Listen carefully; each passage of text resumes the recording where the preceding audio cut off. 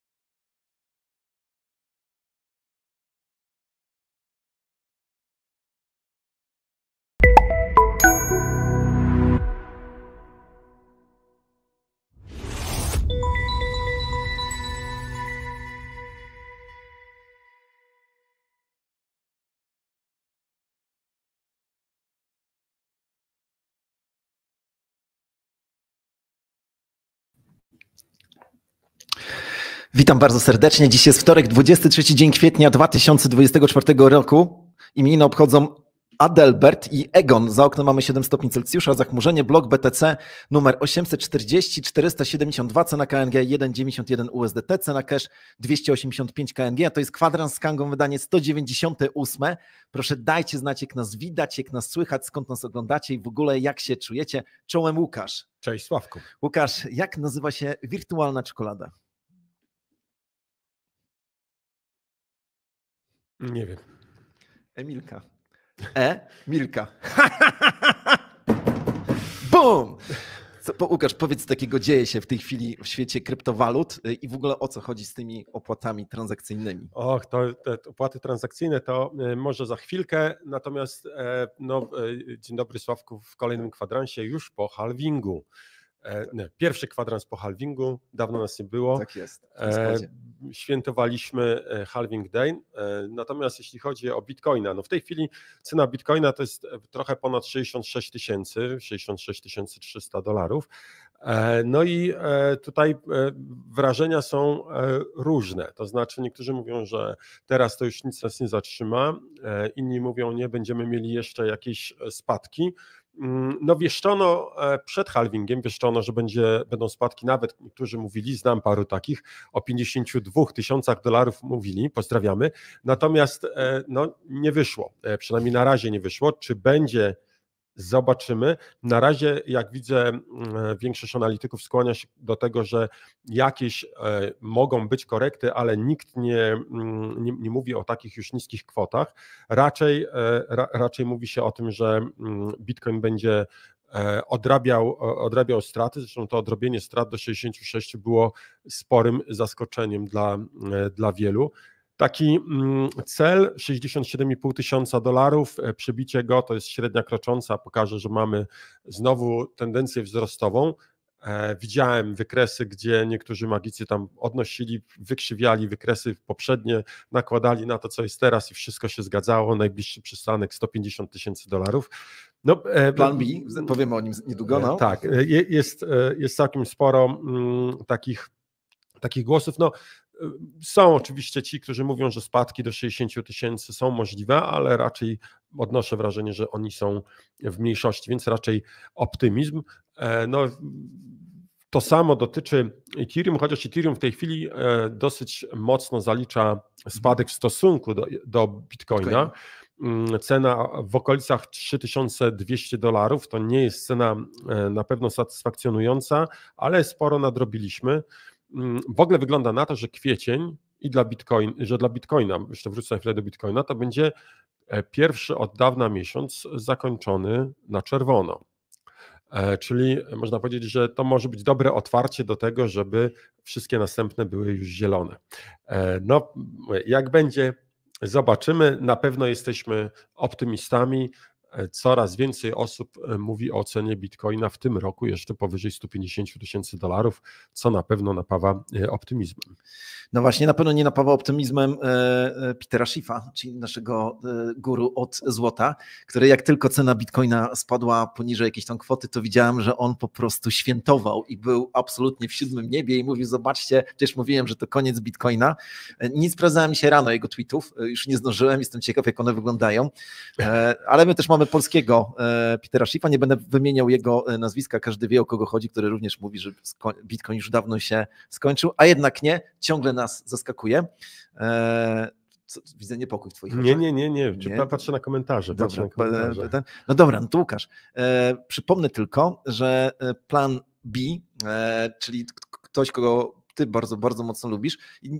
Ja w sumie, który jestem fanem cykliczności, też go lubię, no bo on właściwie całą swoją strategię i predykcję opiera o cykliczność, mówiąc o tym, że halving jest tak niezwykle doniosłym i ważnym wydarzeniem, że nie da się tego pominąć w żadnych strategiach i nawet to, że ETF-y wchodzą w Bitcoina albo że się pojawia pandemia albo cokolwiek innego nie może tutaj zaburzyć. No i on, proszę bardzo, mówi, że w tym roku zobaczymy cenę $100,000, zaś w 2025, uwaga, milion.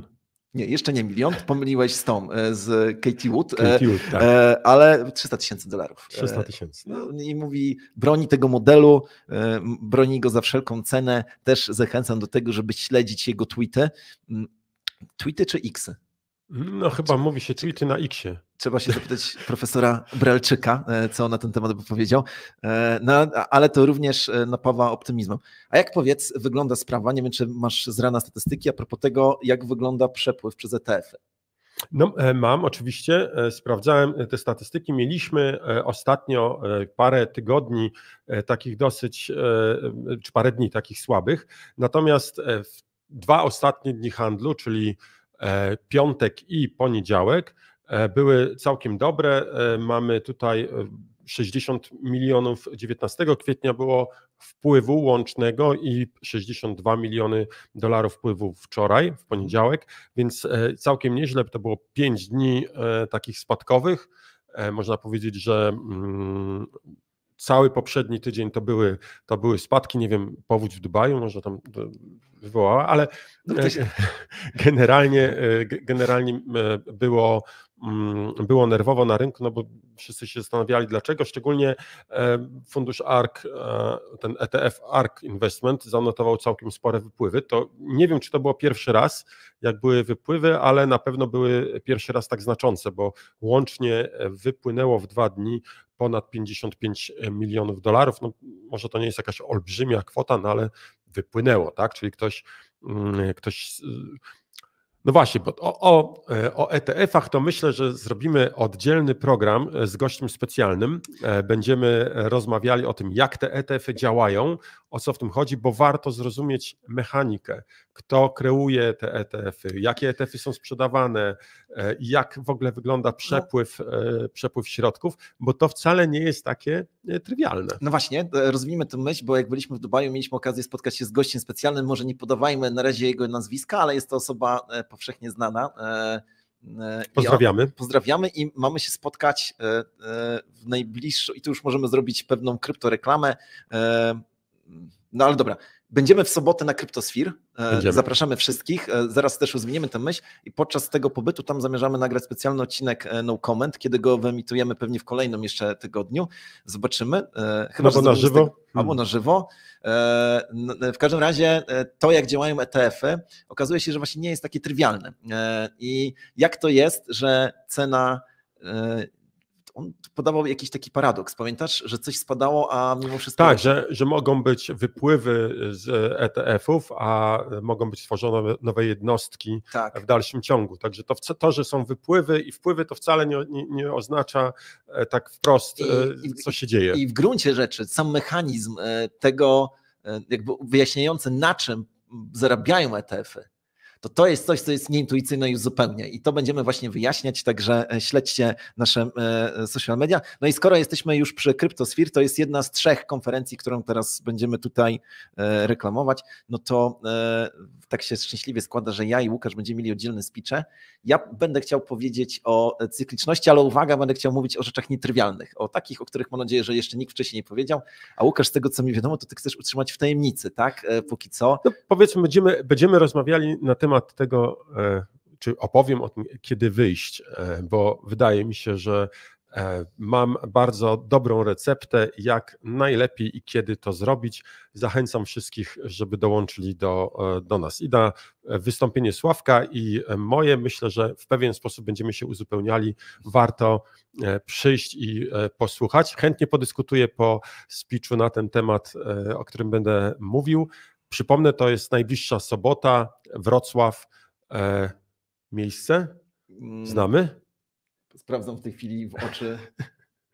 Widzę gwiazdy w twoich oczach. Dobrze, czyli jeszcze nie wiemy... Kryptosphere, każdy sobie może zobaczyć, jest to w każdym razie Wrocław. Jesteśmy już tam od piątku wieczora, także zapraszamy wszystkich, żeby przybić piątkę i żeby pogadać. Spodziewamy się, że będzie ogień.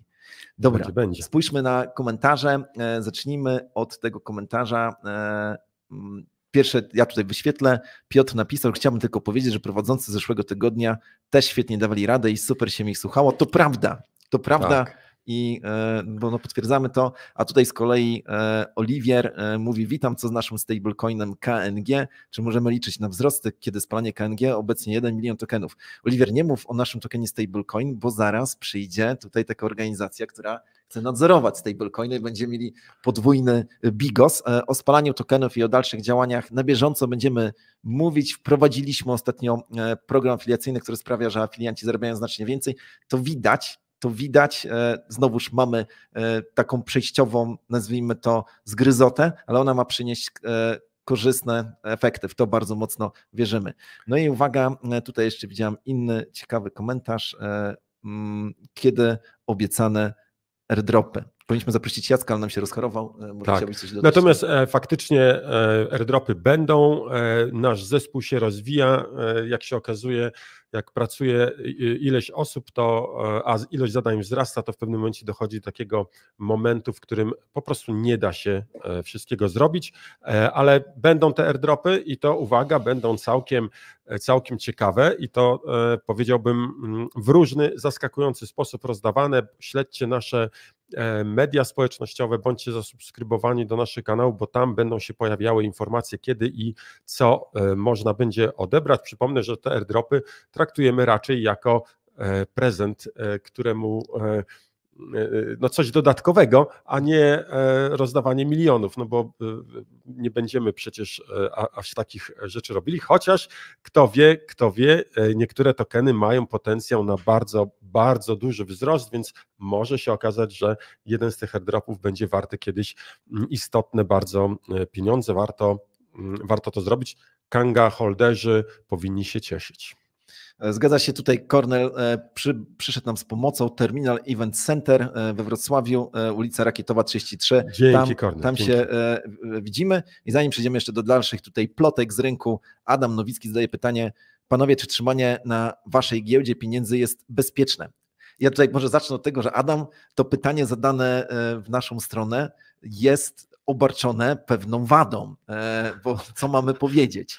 Natomiast ja powiem, że higienicznie jest zawsze trzymać środki poza scentralizowaną giełdą. Tak mówi higiena, nieważne o jakiej giełdzie mówimy, ale Łukasz, i dodam jeszcze jedno zdanie, ale ja swoje kryptowaluty trzymam oczywiście na Kandze. Tak samo ja wiem, że to jest niezgodne z zasadami bezpieczeństwa, ale uważam, że powinienem trzymać środki na Kandze i tak też robię, także praktycznie 100% mojego portfolio jest na Kandze i tak będzie jeszcze bardzo, bardzo, bardzo długo, może zawsze, ale o tym to może kiedy indziej, bo znowu wracamy do tematu, kiedy wyjść z Bitcoina i ja cały czas w głowie mam ten temat, może mi się wszystko po prostu z tym kojarzy teraz. Dobra, Łukasz, powiedz mi, co się z tymi opłatami stało? No właśnie, ciekawy blog był, nie? Był w ogóle to mamy dwie różne narracje. Ja muszę powiedzieć, że byłem bardzo ciekawy, jak będzie wyglądał blog. 840-tysięczny tak. I nawet sobie przygotowałem już wejście z Explorera i postaram się szybko to pokazać. No, powiem tak, jest, gdzie to jest? Tu. Proszę bardzo. Widać? Mam nadzieję, że widać. Widać. I zobaczcie, tutaj zaznaczam dla Was, ile było opłat. W tym bloku, który był halvingowy, aż ponad 37,5 bitcoina to były opłaty. I to pokazuje, a ile wykopano w tym bloku? 3,25, tak? Czyli... Nie, chyba jeszcze... A to jest ciekawe, czekaj, właśnie patrzę. To jest chyba już jest pierwszy blok po halvingu. Nie wiem. No nie potrafię teraz szybko znaleźć, jaka była nagroda, ale na pewno mniej, tak? Na pewno mniej, czy 10, czy 5 razy mniej to jest sprawa wtórna. Ważne, że wykopano że fee wynosiło 37,5 bitcoina. Pokazuje to, że nawet jak nagroda spadnie do prawie zera, to z opłat górnicy będą mogli wyżyć. Oczywiście to jest specjalny, specyficzny blok. Tutaj te opłaty były zdecydowanie większe niż zwykle. No ale 3050 transakcji było zrealizowanych. Ci wszyscy, którzy zrobili te transakcje, których transakcje weszły w tym bloku, na pewno świętują. Czekam na NFT-ki z tymi transakcjami. Pewnie tak, no, bo to ma być, tylko właśnie wyjaśnijmy, na czym polega ten mechanizm licytacji, tak to nazwijmy, dlaczego nie każdy mógł zawrzeć swoją transakcję właśnie w tym bloku. No, minerzy co do zasady, bo nie można powiedzieć, że wszyscy, ale co do zasady zawsze wybierając transakcje z puli transakcji do zatwierdzenia, wybierają te transakcje, na których najwięcej zarobią, czyli jeżeli budują blok z zatwierdzonymi transakcjami, które będą kopać, to biorą te transakcje, które mają największe opłaty, więc jeżeli chcemy być zatwierdzeni jak najszybciej, to dajemy odpowiednią opłatę. No i teraz można powiedzieć, że jeżeli ktoś bardzo chciał być w tym bloku halvingowym, to wystarczy, że tuż po bloku poprzedzającym szybko wrzucił transakcję do mempoola z bardzo wysoką opłatą i to mogło spowodować, że jego transakcja pojawi się w następnym bloku. Może nawet warto byłoby to zrobić przed zatwierdzeniem tego przedhalvingowego bloku, bo wtedy na pewno minerzy zobaczą w swoich pulach i wybiorą do kopania, no bo to trochę trwa, zanim ona się rozpropaguje i pojawi u wszystkich minerów, więc no, zabawa niezła. Wiem, że wielu z Was świętowało, były imprezy organizowane. My byliśmy wtedy w drodze powrotnej, więc na pokładzie samolotu piloci wyrazili pewne zaniepokojenie tym, że chcemy urządzić imprezę halvingową. Nie rozumieli, o co chodzi, więc musieliśmy przerwać zabawę, ale na pewno wielu z Was się bawiło. Jeżeli ktoś był na jakiejś imprezie, dajcie znać, napiszcie, gdzie byliście i czy było dużo osób i jakie były nastroje. No właśnie. Łukasz, pokazuję tutaj wykres, nie wiem na ile on się wyraźnie pokazuje na ekranach naszych telewidzów. No to jest średnia cena transakcyjna w Bitcoinie. Widzimy, że ona jest tutaj za okres, chciałbym wziąć max, ale nie mogę, weźmy 5-letni i bum. Nie wiem, czy widać tą kreskę u góry. Oto okazuje się, że po prostu ostatnio średnią cenę transakcyjną, to właśnie był chyba 20 dzień kwietnia, przekroczyliśmy $100. $100. Tak. Ale to jest dzienna średnia i dzienna, bo właśnie, bo rozmawialiśmy jeszcze o tym przed audycją, że zdarzało się, że ktoś zadeklarował większą opłatę, myląc to, ile chce przesłać, ile chce zapłacić. Tak się zdarza. Słyszałem, że górnicy niektórzy oddają później te pieniądze, albo przynajmniej tam 50%, bo to łatwo jest rozpoznać. Do kogo? Nie? Tak. No ale właśnie, jakby Bitcoin bije rekordy. Akurat niektórzy mówią, że to jest niechlubny rekord, no bo ponad $100 w weekend, pamiętam, na Kandze musieliśmy zawiesić w pewnym momencie wypłaty, no bo jak jest szaleństwo tych opłat, no to taka procedurę przejmujemy. Na szczęście się to uspokoiło. No ale mówi się teraz, że to jest kolejny argument za tym, że Bitcoin jednak nigdy nie będzie pieniądzem. Jak ty byś to skomentował? No, ja bym powiedział, że co do zasady zgadzam się z tym, co mówi wiele osób z rynku. Bitcoin nie będzie bezpośrednio pieniądzem, nie zastąpi nam pieniądza. Bitcoin jest, można powiedzieć, commodity, towarem, czyli nośnikiem wartości. I tak jak nie sprzedajemy udziału w mieszkaniu, żeby zapłacić za kawę, czy udziału w jakiejś ziemi, ktoś tam chciał chciał. Ale to tak samo tutaj z Bitcoinem tego nie będziemy robili. Raczej Bitcoin jest po prostu nośnikiem wartości, tym, w czym trzymamy środki. Nie wiem, czy pamiętasz, jak byliśmy w Paryżu na konferencji, mieliśmy okazję porozmawiać z Timem Draperem, bardzo ciekawy człowiek i starszy ode mnie. Także poczułem się młodo, ale ciekawa rozmowa, ciekawe słowa z ust jego padły. On powiedział ciekawą rzecz, on nie sprzeda bitcoina, on nie sprzedaje bitcoina, jak chce zainwestować w coś, to nie inwestuje dolarów. On może zainwestować bitcoina i w ten sposób będzie oceniał zwrot z inwestycji, ale o tym więcej może kiedy indziej. No, ale to jak byliśmy w Dubaju, ktoś powiedział, że inwestycja w cokolwiek innego niż w bitcoina jest tak naprawdę shortowaniem bitcoina. I to oczywiście to jest taki żart, no ale bo jeżeli inwestujesz w cokolwiek innego niż w bitcoina, to znaczy, że wyrażasz takie przekonanie i wiarę, że ostatecznie bitcoin będzie drugi. I oczywiście wiemy, że w perspektywie krótkoterminowej, a nawet średnioterminowej Solana czy jak gdyby inne kryptowaluty tutaj wygrywają z bitcoinem, ale przecież mówimy wszyscy o perspektywie takiej jak Wielkiej Orkiestrze Świątecznej Pomocy, czyli o jeden dzień dłużej niż koniec świata. Tak, ciekawe, że wspomniałeś z Solany. Otóż ostatnio oglądałem jeden z wywiadów z twórcami Solany, no i tam były ciekawe predykcje. W tej chwili jest powiedzmy w okolicach $200.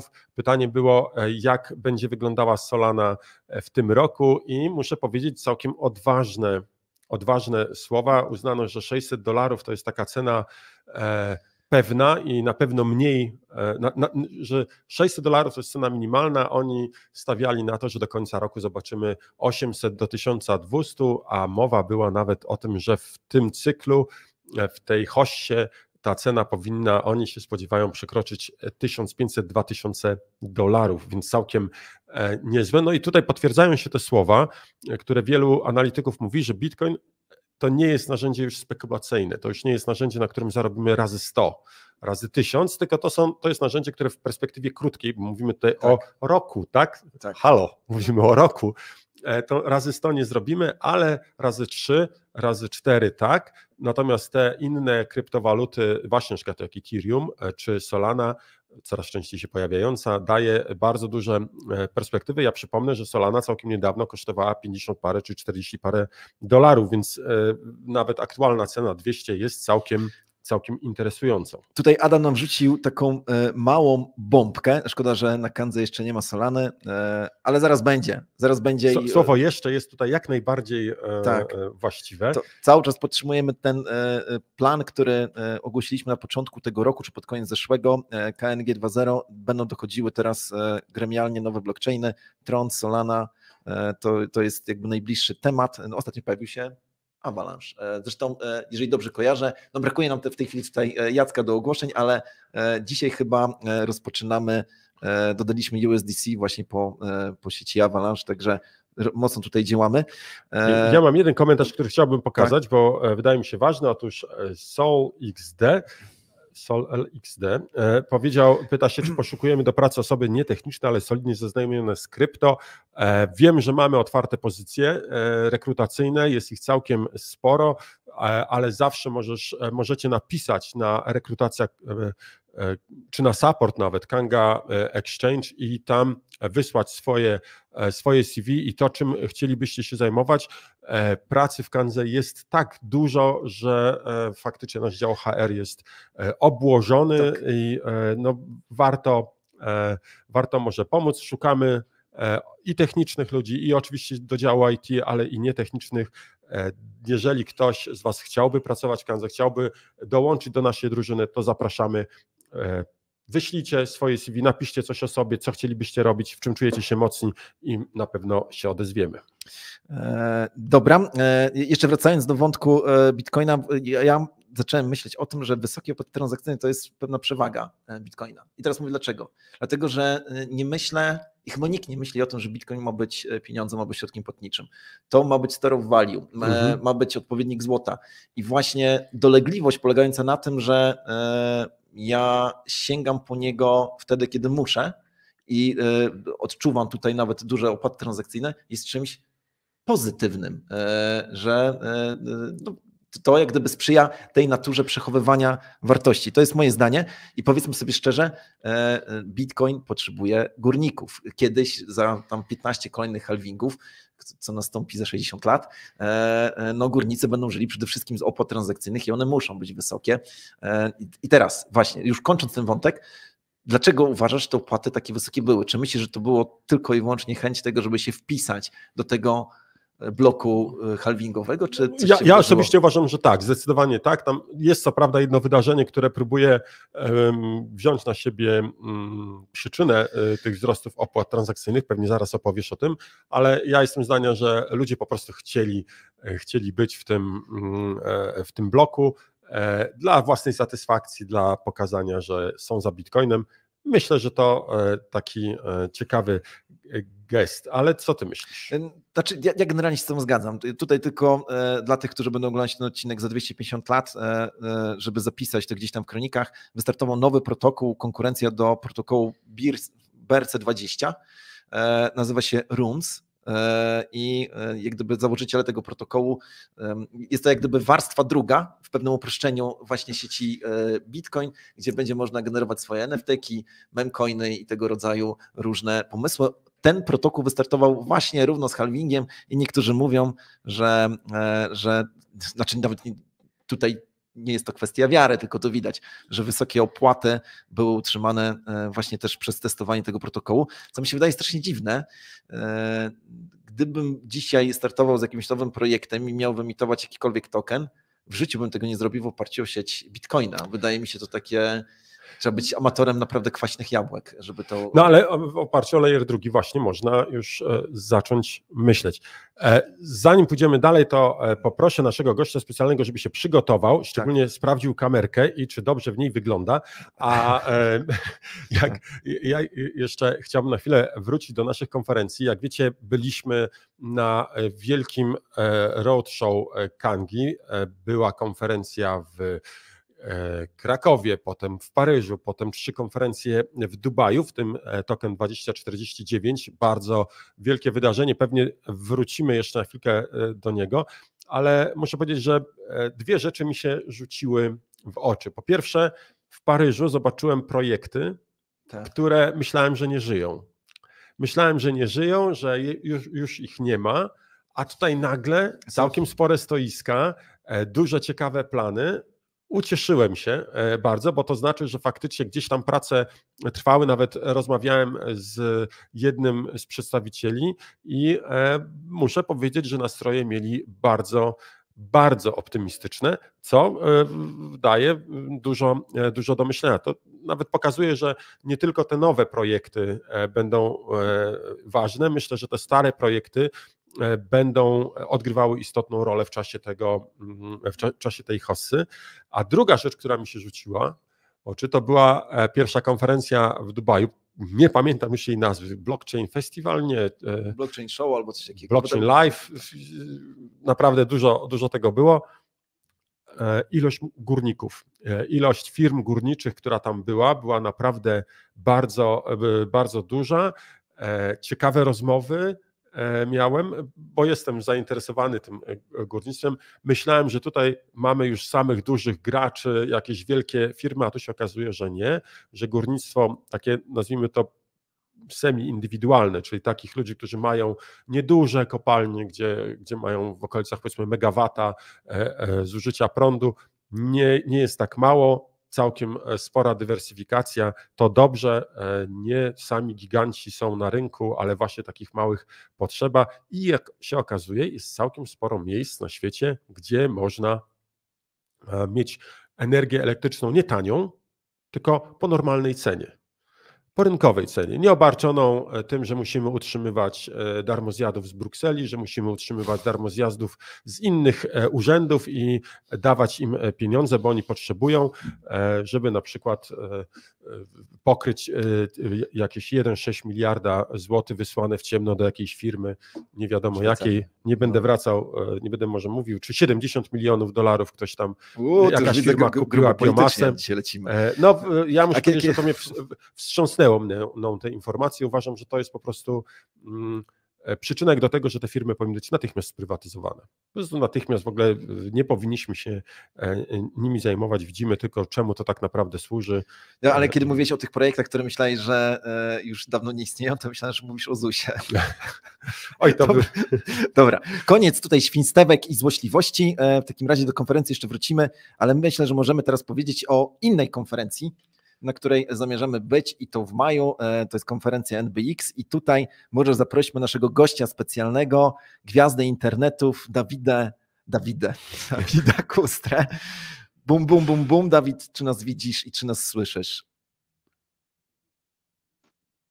Halo, halo. Cześć, witam wszystkich. Cześć panowie. Cześć Dawid, powiedz nam, kiedy ta konferencja się odbywa i dlaczego warto tam się pojawić i w ogóle jak to wszystko będzie wyglądało? Po pierwsze, bardzo dobry program, panowie, bardzo ciekawy i interesujący. Konferencja odbywa się 15-16 maj, jak zwykle w Warszawie, w samym sercu Warszawy, przy ulicy Złotej, 59 w Multikinie w Złotych Tarasach. To jest największy kompleks kinowy w Polsce, przy okazji też największa sala kinowa i największy ekran o największej przekątnej, więc prelekcje, które się odbywają na tej scenie są bardzo spektakularne, więc zapraszamy. Dawid, a powiedz, jaka jest rola Kangi? Kim my tam jesteśmy? Kanga od wielu lat jest naszym partnerem, jesteście złotym sponsorem. No wydaje mi się, że jako lider tutaj na rynku polskim, no ten event nie mógłby się odbyć być bez was. Zawsze sprawiacie, że atmosfera jest wspaniała i urozmaicacie tutaj wszystkim czas, też organizując ciekawe konkursy dla społeczności. Tym razem też tak będzie. Z tego co wiem, to będzie ciekawy konkurs w takim formacie jak 1 z 10, tylko dla branży krypto, więc to też jako ciekawostka pierwszy raz takie coś organizujemy z wami, więc sam jestem ciekawy, jak to będzie wyglądało. Jestem pewny, że nagranie z tego konkursu będzie biło rekordy popularności. Będą dobre pytania. Dawid, świetnie. Do zobaczenia na konferencji. To już niedługo, raptem 3 tygodnie. I mamy kolejny powód do tego, żeby się spotkać. Zapraszamy wszystkich. Przyjdźcie, przybijcie z nami piątkę, porozmawiajcie, powiedzcie, co robimy źle. Co robimy dobrze, też możecie powiedzieć. Zawsze miło się słucha dobrych rzeczy, ale chętnie z każdym porozmawiamy. Dzięki Dawid, wszystkiego dobrego.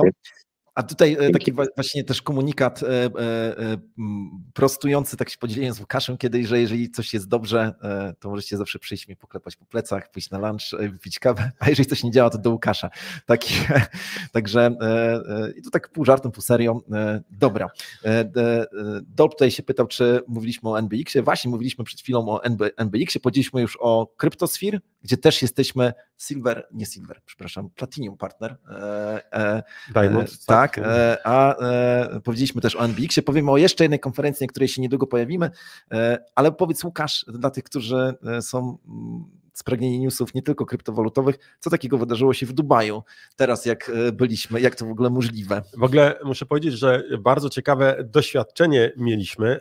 Zastanawiam się, na ile można publikować, bo nie wiem, czy pamiętasz, władze Dubaju zabroniły pod karą więzienia i kary pieniężnej do 1 000 000 złotych publikowania zdjęć z powodzi, która miała miejsce. Znaczy, powiedzmy tylko, dlaczego powiedzieliśmy 1 000 000 złotych, bo tamtejszy dirham jest bardzo zbliżony do złotówki. Tak. No więc całkiem spora kara i całkiem spora taka reperkusja. Nie wolno publikować tych zdjęć.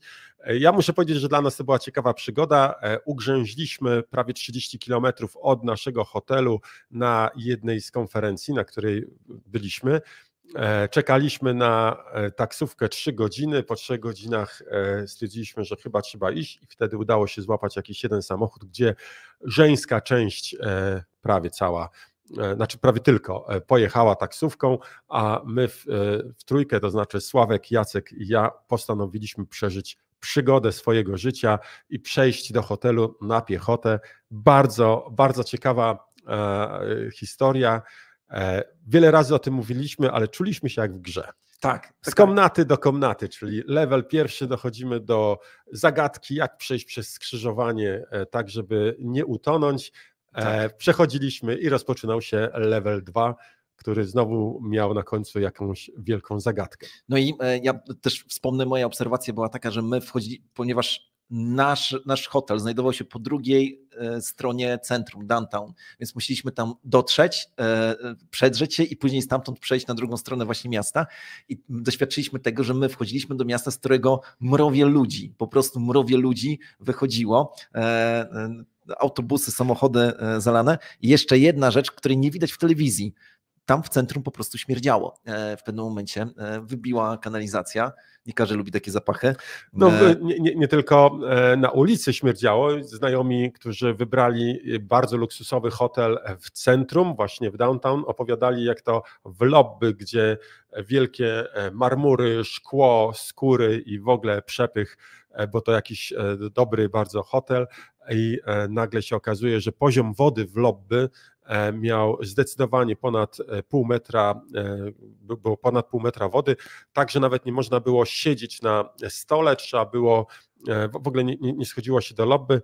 I ja mówię, no to w sumie to trudno, no nic takiego złego się nie stało. On mówi, słuchaj, największy problem to taki, że poziom wody był powyżej muszli klozetowych, a to już nie jest dobrze, to może już...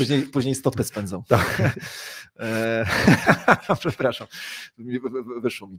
Dobra, Łukasz, na Token 2049 było dużo ciekawych ludzi, był również Paweł Durow, czyli jakby człowiek, który stoi za Telegramem, założyciel Telegrama i on ogłosił, że oto USDT będzie na sieci TON. Przypomnijmy, że TON to sieć jest Telegramu. Tak, ona była kiedyś telegramowa, teraz już niby nie jest, ale tak naprawdę wszyscy wiedzą, że jest. No ciekawe w ogóle wystąpienie było podczas Token 2049, gdy zostało to ogłoszone, to ludzie wstali, owacje na stojąco, wielgachna sala, bardzo ciekawa sytuacja. No to tylko pokazuje, że Token 2049 to jest jednak konferencja, na której są ogłaszane bardzo istotne rzeczy, warto tam być. Ja muszę powiedzieć, że faktycznie dobrze zorganizowana, z dobrą jakością obsługi, ale o wiele ciekawsze, nawet bym powiedział, były wszystkie side eventy, które miały miejsce w czasie tej konferencji. W ogóle ilość side eventów, ja nie wiem, tam było chyba ze 100. To jest w ogóle strategia, jak niektórzy mówią, że jak jedziesz na konferencji, to nie jedziesz na konferencji, jedziesz na side eventy od razu. Tak, dokładnie. To taka moda nowa. W zeszłym roku w Singapurze, jak byliśmy we wrześniu, to side eventów było ponad 200.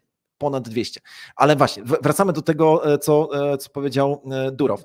Oto okazuje się, że Telegram będzie umożliwiał rozliczanie się w Tetherze, co wydaje się bardzo ciekawą inicjatywą, choćby z tego powodu, że zaraz Tether będzie tutaj w Europie piętnowany, z tego względu, że liderzy Tethera powiedzieli, że nie zamierzają sprostać wymogom MiCI, mają je gdzieś, a tutaj jednak Telegram jakby otwiera mi furtkę. Będzie można odpalać aplikacje, deweloperzy będą mogli tworzyć proste aplikacje na Telegramie i ludzie będą mogli im płacić i 75% z tego będzie trafiało do dewelopera, 25% do Telegrama, ale uwaga, jeżeli będziesz artystą, będziesz sprzedawał czy oferował, nie wiem, swoje NFT-ki, to 95% trafia do ciebie. Wydaje mi się to strasznie ciekawe. Uwaga, Durow mówi, że stoi na straży wolności. Tak, no to jest bardzo ciekawe. Ja przypomnę, że jest inna sieć, która ma, czy pretenduje do tego samego. Jest to oczywiście platforma X, czyli dawniej Twitter. Elon Musk od początku mówił, że on od samego początku, od kiedy w ogóle myślał, to chciał zrobić platformę taką właśnie związaną z płatnościami, ze wszystkim, która pozwala ludziom komunikować się, transferować środki, dokonywać płatności i też uważam, że z pewnym duchem wolności i takiego podejścia, no właśnie, wolnościowego. Będziemy mieli starcie gigantów. Tutaj z jednej strony Platforma X, która szykuje się na podejście z drugiej strony, no bo oni tak od tej bardziej regulacyjnej strony będą iść, a z drugiej strony Telegram, który idzie od tej rebelianckiej raczej strony, chociaż uwaga, na Telegramie zaczynają pojawiać się mechanizmy weryfikacji mamy możliwość zweryfikowania swojego konta, zyskania dzięki temu pewnych przywilei i niektórzy mówią, że to jest początek KYC na Telegramie, które później ma umożliwić świadczenie faktycznie usług finansowych. No, uważam, że jak jest konkurencja, to bardzo dobrze. Mamy silną konkurencję tutaj i będziemy widzieli na pewno nowe, ciekawe pomysły. Tym bardziej, że będzie to zrobione. Znaczy, myślę, że Telegram nie pójdzie w stronę KYC, a przynajmniej wymogu, chociaż nie wiemy, no bo to by było uderzenie w serce Telegrama. Właśnie dlatego mówi się, że to nie jest już blockchainem telegramowym. To tak naprawdę będzie zdecentralizowana operacja, tak się tego spodziewam. Ale też dostrzegam, że ta konkurencja pomiędzy X-em a Telegramem będzie. Ale uwaga, powiedziałeś o KYC, na pierwszej konferencji w Dubaju, tam gdzie było dużo górników, było również dużo przedstawicieli innych giełd i chciałem tylko powiedzieć jedną rzecz, że w Dubaju na tej pierwszej konferencji pojawili się przedstawiciele organizacji, platform, które nie przejmują się KYC. Tak, to takie zderzenie było. Ten kult KYC, który mamy w tej chwili tutaj w Europie i w Stanach i tak dalej, proszę uwierzcie mi, w tamtej części świata, przynajmniej ci ludzie, których spotkaliśmy, brak KYC jest właściwie zupełną rzeczą. Jak chcesz zrobić KYC, to uchodzisz za kogoś dziwnego. Za wariata. Tak, także to nie jest tak, że cały świat się tutaj reguluje w tym temacie, mówimy to jako ciekawostka. I to takie zderzenie z bycia w Paryżu, gdzie jak ktoś słyszał, że my oferujemy usługi bez KYC, to się łapał za głowę. Tak. Jesteśmy nagle 2 dni później w Dubaju i okazuje się, że to jest standard i w ogóle nikt nie bardzo rozumie, po co robić KYC. To będzie bardzo ciekawe zderzenie dwóch światów, bo naprawdę to nie jest tak, że to, co widzimy, to, co nas otacza, wszystko musi istnieć. Nawiążę tutaj do tego, co mówiłem w czasie prelekcji czy w debacie to było, w debacie na drugiej konferencji Global Blockchain Show, chyba to, bo tak się nazywało, bardzo ciekawa też konferencja, ciekawa dyskusja była, bo rozmawialiśmy na temat regulacji Bitcoina i muszę powiedzieć, że 5 osób występowało, 4 były zdecydowanie za regulacjami. Jedyną osobą, która mówiła, że to nie jest właściwe, chyba faktycznie byłem ja i Kanga, która stała za moimi plecami i ja pamiętam, że jedną rzecz udało mi się powiedzieć, myślę, ciekawą. Wiem, że to tak autoreklama, ale tak było, bo powiedziałem, że musimy się zastanowić, czy regulacje w ogóle są potrzebne, bo bez regulacji też można żyć. To nie jest tak, że regulacje muszą być, bo ja miałem wrażenie, że ludzie mówią, no regulacje są, w związku z czym trzeba się do nich dostosować, to jest trudne, ale można to zrobić tak. I byłem jedyną osobą, która powiedziała, no hej, ale może zastanówmy się, czy w ogóle te regulacje są potrzebne, bo czy to my jesteśmy dla tych regulacji, czy te regulacje mają nam pomagać. Jak zadałem pytanie, żeby podano, przed iloma oszustwami uratował nas SEC albo jakikolwiek inny regulator, to nie dostałem żadnej informacji, a były osoby zarówno z Europy, ze Szwajcarii, były czy z Unii Europejskiej, ze Szwajcarii i ze Stanów Zjednoczonych, Kanady. Nie dostałem żadnej odpowiedzi. Po tej debacie miałem bardzo ciekawe rozmowy właśnie z tymi osobami i wszyscy powiedzieli, faktycznie to tak naprawdę trzeba chyba wrócić do korzeni i zastanowić się, czy regulacje w ogóle są potrzebne i czy w ogóle będzie szansa na to, żeby je wdrożyć, bo samo ustanowienie prawa jakiegoś wcale nie oznacza, że ludzie będą to prawo przestrzegali, a tak jak rozmawialiśmy, ustanowienie złego prawa jest na szkodę regulatora, bo niszczy jego reputację, traci autorytet i myślę, że to jest też coś, o czym urzędnicy powinni pamiętać. Ustanawianie złego prawa powoduje, że oni tracą i to bardzo dużo, no i czasami niszczą faktycznie potrzebne instytucje. Dobra, proponuję w takim razie, bo tutaj jest dużo ciekawych komentarzy i zaraz na nie odpowiemy, ale mamy jeszcze jednego gościa, panią prezes Monikę Minkiewicz, która chciałaby nam zdać relację a propos sukcesów i też planowanych zbiórek w ramach Kanga Foundation. Także Monika, zapraszamy. Cześć wszystkim. Cześć Monika. Słychać bardzo dobrze, oddajemy Ci głos. Elegancko. Słuchajcie, 3 komunikaty mam. Pierwszy jest taki, że kupiłam już sprzęt dla Alexa i mam go. Ojej, ale tu jest pogłos, też słyszycie to echo? Jest okej, Wszystko jest jest bardzo Obiecuję- dobrze. Obiecuję zmienić miejsce następnym razem. Także mam sprzęt dla Alexa, ale jeszcze nie udało nam się z nim spotkać, żeby go wręczyć, jeśli chodzi tu o poprzednią zbiórkę. Także gdy tylko to nastąpi, to na pewno Was poinformuję. Druga rzecz jest taka, że czeka w tej chwili na nas już mała Livia i teraz spróbuję pokazać share screen. Dobra, pierwszy raz udostępniam ekran. Proszę o chwilę cierpliwości. Bądź ostrożny. Zamknąłem bywa wszystko, to co niebezpieczne. nieprzyzwoite.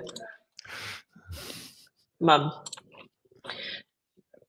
I jest, słuchajcie, jest mała Livia, tak widać? Tak. Dziewczynka ma rozszczep kręgosłupa, ma niestabilność bioder i w ogóle ma niedowład nóg.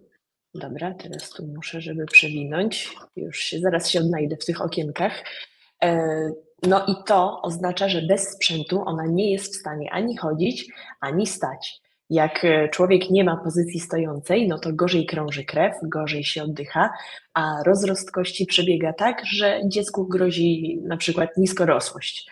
Oprócz tego też operacja i kilka innych rzeczy. Oczywiście nie chcemy tego. Chcemy, żeby Livia dzięki intensywnej rehabilitacji w przyszłości mogła chodzić, a bez takiego urządzenia jak pionizator nie będzie po prostu to możliwe. Pionizator, jak sama nazwa mówi, stawia człowieka do pionu. To jest taki oto sprzęt. Livia już w takim pionizatorze stała, natomiast ten aktualny jest jej za mały i po prostu potrzebuje większego. Livia ma 3 latka, rośnie jak na drożdżach i stąd taka potrzeba. Także zapraszam do wpłat. Można to robić nie tylko dzięki KangaPay, czyli tutaj przyciskiem wesprzyj, ale też na przykład po blockchainie. I jak zjedziecie sobie na dół strony, to tutaj mamy adresy. Oprócz tego można też zrobić przelew wewnętrzny na adres fundacjamałpa.kanga.exchange oraz poprzez wpłatę na konto bankowe. I tutaj mam jeszcze taki plan, pracuję nad tym, żeby można było robić wpłaty przez blik w złotówkach. I bardzo jestem ciekawa, co o tym sądzicie nasi słuchacze. Dajcie znać w komentarzach, co na ten temat myślicie. Bo chcę żebyśmy poszerzyli te możliwości i maksymalnie uprościli dla naszych kochanych darczyńców możliwość wpłaty. Mam Super. jeszcze jeden komunikat. I teraz stop screen. Już otwieram stronę i to jest... Pokazuję Wam teraz taki artykuł, jaki mamy na blogu, ogólny artykuł na temat fundacji, ale pokazuję go dlatego, ponieważ tutaj mam informację, że można wpłacać, przekazywać nasze 1,5% podatku właśnie na Kanga Foundation.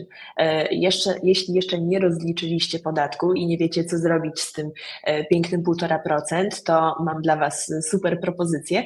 Wystarczy wpisać ten numer KRS, który jest tutaj w artykule oraz w celu szczegółowym taki dopisek, jak tutaj pokazuję. Ja ten link wyślę za chwilę na czacie i może jeszcze pojawi się on później gdzieś w opisie do tego odcinka.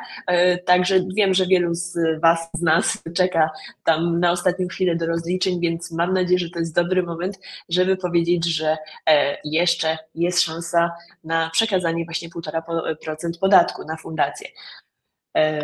No i w sumie to tyle. Jeżeli macie jakieś pytania, piszcie, zadawajcie pytania w komentarzach. Ja chętnie odpowiem. Dzięki, Monika. To dobrze, że kolejna zbiórka zakończyła się sukcesem.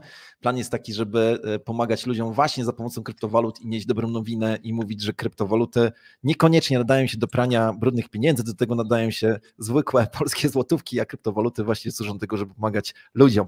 Jeszcze raz, Monika, bardzo dziękujemy. Dzięki. A ja tylko powiem, że faktycznie rozliczanie się z podatkiem to jest rzecz, której strasznie nie lubię. Ja czekam do ostatnich godzin. Mój rekord to była 23:58, kiedy udało mi się wysłać. Tak, i udało mi się wysłać potwierdzenie, chociaż przyznaję, że pewne emocje już odczuwałem, no ale to nie jest celowe, nie jest tak, że ja sobie to tak zaplanowałem, tylko po prostu zwykle tak jest, że jak już coś nie muszę czegoś zrobić, to zawsze odkładam na dalej, bo tyle rzeczy jest do zrobienia. No ale pamiętajmy o tej fundacji, zachęcam do tego, żeby pomagać. Ja podkreślam to, że my chcemy pomóc nie robiąc spektakularne akcje, nie robiąc zbiórki na 1 000 000 złotych, ale właśnie te kwoty, które są niedużymi kwotami, ale dzięki temu możemy pomóc większej ilości osób. Myślę, że często te osoby właśnie są pomijane, bo nie są tak medialne, bo to nie jest 1 000 000 złotych, tylko 8 000 złotych. No i czym tu się chwalić? A ja uważam, że to jest bardzo szczytne, bardzo ważne, żeby każdemu pomagać. Pokażmy, że krypto jest bardzo hojne, szczególnie teraz, jak mamy taką udaną hossę. No właśnie. Dobra, mamy jeszcze parę ogłoszeń tutaj parafialnych, ale przeglądam swoje notatki i chciałem powiedzieć, że jeszcze myślę, że warto o tym wspomnieć, że Michael Saylor, czyli tutaj guru bitcoinowy, zresztą człowiek tak jak Tim Draper, tak, który mówi o tym, że Bitcoin i tylko Bitcoin, nawet żadne inne altcoiny, sprzedaje od zeszłego roku pakiet akcji z MicroStrategy i niektórzy odczytują to jako jakiś exit scam. Tak, ale to chyba mu nie wychodzi ten exit scam. Zarobił na sprzedaży do tej pory $370 milionów. I to jest ciekawe, bo on faktycznie mówi, nigdy nie będę sprzedawał bitcoina, ale to nie on nie sprzedaje tego bitcoina, tylko MicroStrategy nie sprzedaje bitcoina, chociaż on też kupuje bitcoiny jako osoba fizyczna, no ale sprzedaje akcje. Tak czy inaczej warto to odnotować i wiemy o tym, że jeszcze trochę akcji ma. No i mamy jeszcze jednego człowieka, który w tej chwili chyba zadarł bardzo mocno z amerykańskim regulatorem. A kto z nim nie zadarł? Chodzi mi o Justina Sana, tak, który kilka tygodni temu mówiliśmy o tym, że no, bo tylko przypomnijmy, że SEC ściga Sana, ściga Trona i też organizacje przez Sana zarządzane. Oczywiście zarzucają mu to, że jest pedofilem i w ogóle robi najgorsze rzeczy. A on broni się przed tym, mówiąc, że ścigacie mnie w ogóle nie mając uzasadnienia, nazwijmy to rejonowego, to znaczy Tron i w ogóle moje spółki nie podlegają pod wasze prawo, odczepcie się ode mnie. No i SEC dostał w twarz odpowiedzią właśnie jego prawników i się strasznie zdenerwował, bo z tego co mi wiadomo, przygotowali kolejny pozew, który mówi o przygotowaniu, to jest wolne tłumaczenie, prywatnej jurysdykcji, to znaczy, że San ma być ścigany jako taki za to, że wtedy, kiedy w 2017, 2018, 2019 roku przebywał na terenie Stanów Zjednoczonych, w ważnych miastach i te miasta są wymienione, Boston, Nowy Jork i inne, to namawiał innych, żeby kupować Trona, a to oznacza, że on już po prostu złamał wszelkie możliwe tutaj prawo. Także Justin, i tak wiem, że tego nie będzie słyszał, ale trzymamy kciuki za ciebie, bądź dzielny. Ciekawa sprawa, nie chcę tutaj długo się rozwodzić, ale ostatnio SEC miał bardzo ciężką sytuację. W jednym z pozwów, nie wchodźmy w szczegóły, sąd powiedział, że po prostu SEC dopuścił się, aż musiałem to przyznać, rażącego nadużycia i działania w złej wierze w pozwie przeciwko platformie Crypto Debt Box.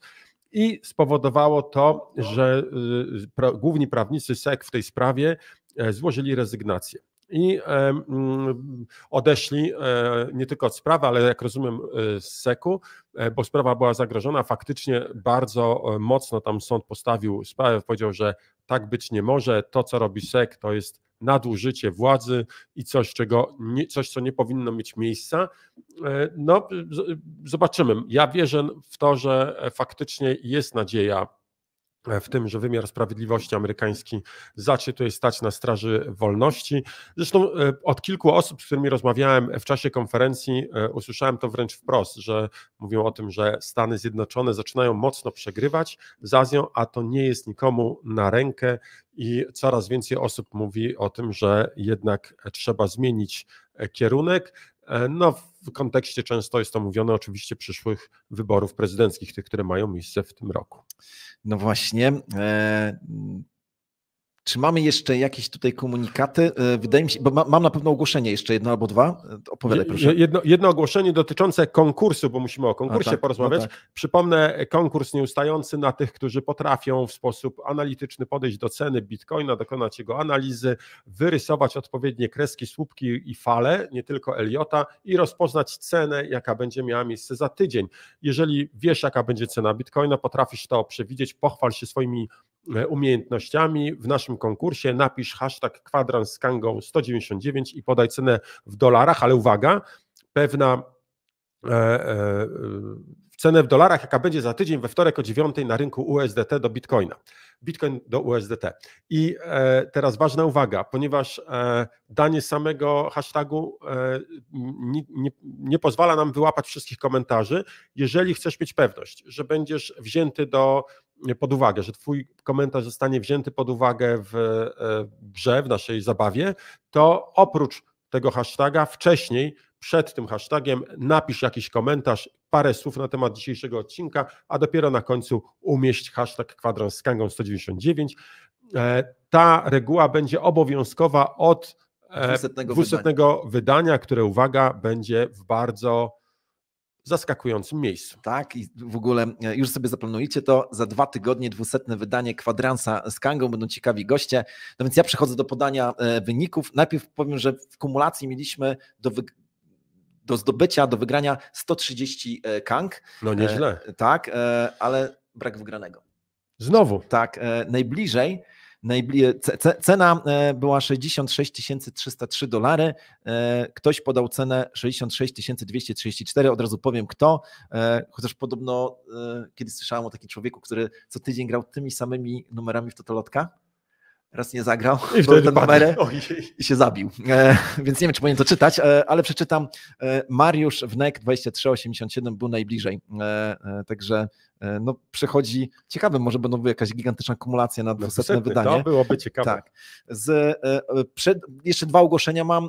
Pierwsze ogłoszenie jest takie, że będziemy również na innych konferencjach i już spoglądam w notatki, 24 i 25 maja będziemy w Doncaster na Blockchain Tech Conference. To kiedyś się nazywało Crypto Event UK, a teraz tak jak się nazywa, łatwo zauważyć, że akronim to BTC. No super. Tak. I będziemy tam obecni, będziemy mieli stoisko i będziemy mówić, będziemy o tym wydarzeniu również przypominać. To jest skierowane, wydarzenie będzie w całości po angielsku. I uwaga, jak zwykle promujemy Kanga Shop, który się rozwija. Teraz coś dla amatorów, nie wiem, portfeli sprzętowych.